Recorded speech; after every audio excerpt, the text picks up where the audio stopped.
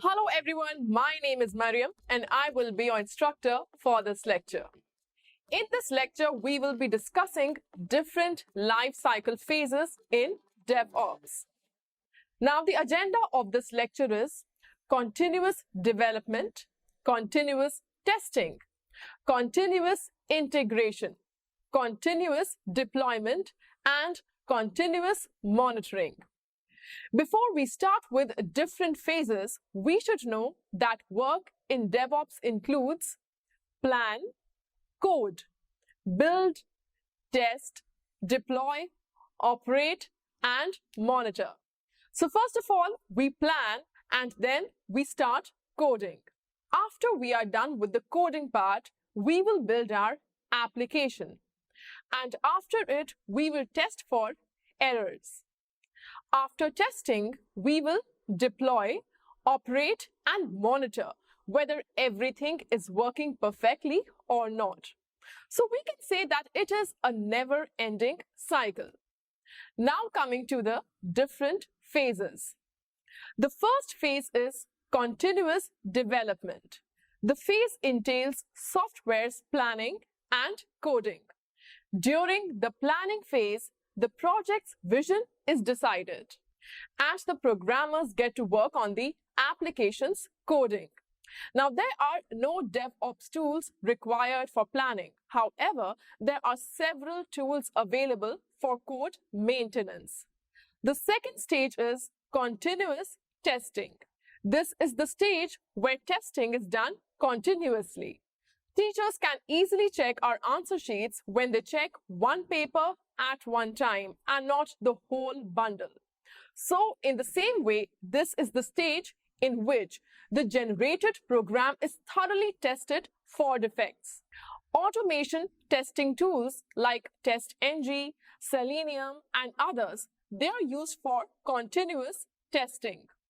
The automation testing is handled by Selenium, and the reports are generated by TestNG.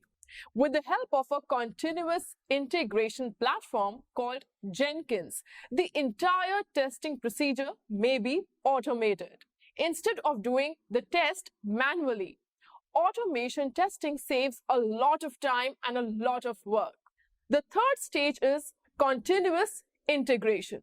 Well, this is the most important stage in the DevOps life cycle. It is a software development practice that requires developers to commit source code changes more frequently. Then each commit is created, allowing for early discovery of any errors that may exist. The new functionalities code is constantly blended with the existing code, and the software is updated regularly. Now, Jenkins is one of the widely utilized tools in this phase. Jenkins gets the new code and prepares a build of it, which is an executable file in the form of war or jar. Whenever there is a change in the Git repository, the build is then sent to either the test or production server. Next stage is continuous deployment. The code is pushed to the production servers at this phase. It is also critical to check that the code is correctly implemented across all servers. During the deployment phase, containerization tools are also critical. Popular tools for this purpose include Linux containers and Docker. So these tools, they aid in the generation of consistency throughout the development, staging as well as testing environments. They also aid in the gentle scaling up and down of instances.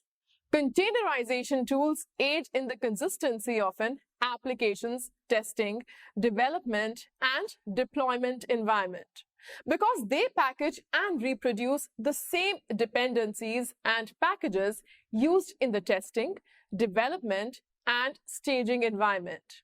Now, there is no risk of mistakes or failure in the production environment. It allows the application to run on a variety of systems.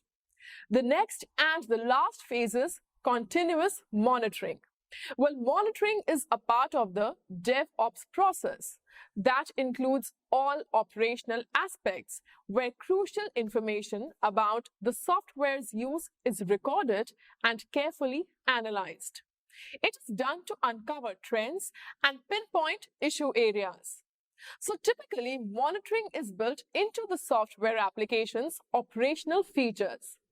When it is in a continuous usage position, it may produce large-scale data on the application parameters in the form of documentation files.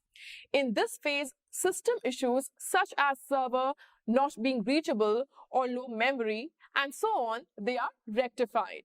It ensures the service's security and availability. And before we end this lecture, there is a short quiz for you. The question of the quiz is, you need to find Ansible and Salt Stack. What are they used for? What is their purpose? You also need to find some common tools used for continuous deployment. Great. So in this lecture, we talked about the different life cycle phases in DevOps. In the next lecture, we will start with Docker. So till then, keep learning and yes, stay safe. Bye.